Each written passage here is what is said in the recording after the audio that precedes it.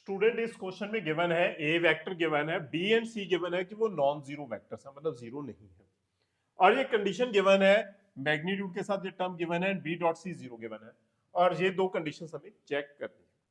इस क्वेश्चन में जो मेन कंडीशन गिवन है बेटा, ये वाली कंडीशन गिवन है, A magnitude of A plus B plus C is equal to magnitude of A plus B minus C, और dot product of B C zero के इक्वल गिवन है, जो main condition. अगर मैग्नीट्यूड गिवन आए तो best way है question में squaring करो। स्केयरिंग करोगे, स्केयरिंग बोथ साइड, स्केयरिंग करोगे आपके पास ये क्वेश्चन बन जाएगा a प्लस बी प्लस सी, ऊपर स्केयर आ जाएगा टर्म में, एंड इस तरफ भी स्केयर हो जाएगा। बट आपको पता होगा जो बेसिक कंडीशन है, क्या जो मैग्नीट्यूड स्केयर है ये ए वेक्टर स्केयर के इक्वल होता है। Magnitude square equal to A vector square, और ए वेक्टर स्केयर को आप लिख सकते हो दो बार ए डॉट ए, दो बार A dot A. Vector square को सॉल्व करना है तो इसे डबल टाइम लिख दोगे, मतलब ए प्लस बी प्लस सी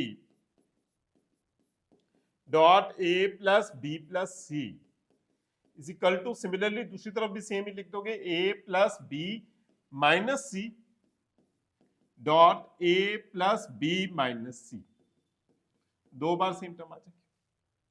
इसे सॉल्व करोगे अगर आप, A vector dot A vector square हो गया, इसे इससे मल्टीप्लाई करोगे ए डॉट बी, ए को फिर थर्ड से मल्टीप्लाई करोगे A dot C, then similarly B को मल्टीप्लाई करोगे बी डॉट ए, फिर next B vector square, next term हो जाएगी B dot C, next number आ जाएगा C dot A, next term बन के आ जाएगी C dot B, next number आ जाएगा C vector square, C vector square is equal to, मैं दूसरी टर्म को भी सेम मल्टीप्लाई कर दूं, सेकंड टर्म इसे मल्टीप्लाई करोगे ये टर्म बनेगी A vector square plus A dot B minus A dot C हो जाएगा। नेक्स्ट नंबर बन जाएगा B dot A, B dot A, next number हो जाएगा B vector square, last number हो जाएगा minus B dot C.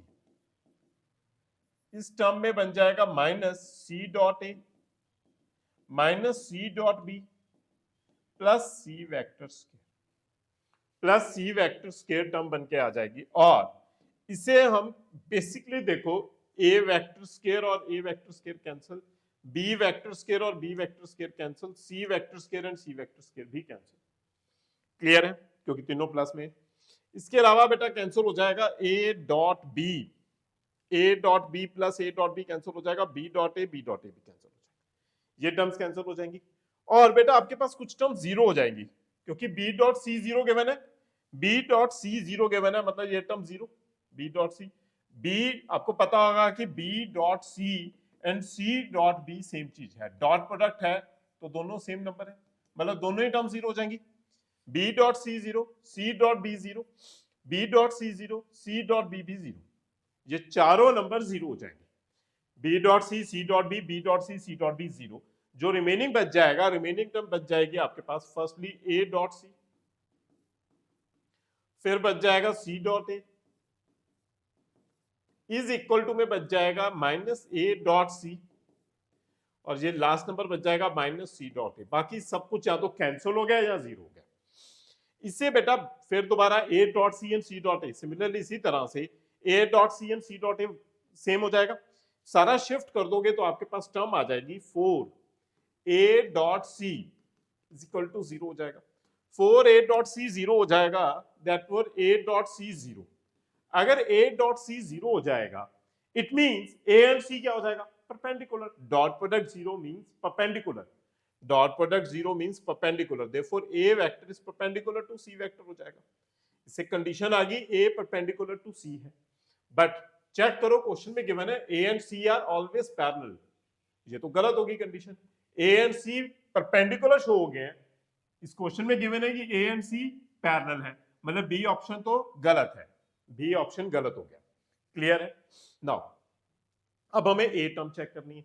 A term किस तरह से चेक करोगे, नाउ ए टर्म को चेक करने के लिए A vector plus lambda C vector greater than equal to magnitude of A vector. Directly नहीं पता चलेगा, फिर दोबारा से मैग्नीट्यूड टर्म गिवन है, स्केयरिंग कर दो। स्केयरिंग करोगे इस टर्म में भी, स्केयरिंग बोथ साइड कर दोगे, ये नंबर बन जाएगा a plus lambda C whole square greater than equal to magnitude of A square.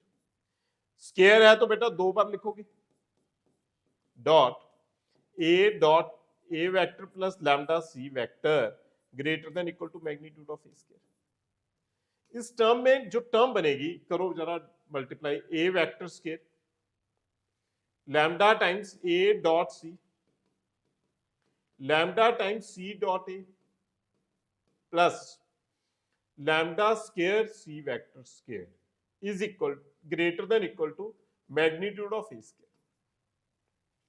बेटा देखो हमने फर्स्ट पार्ट में शो किया कि ए डॉट सी जीरो है, ए डॉट सी जीरो है मतलब ये वाली टर्म और ये टर्म क्या हो जाएगी, जीरो।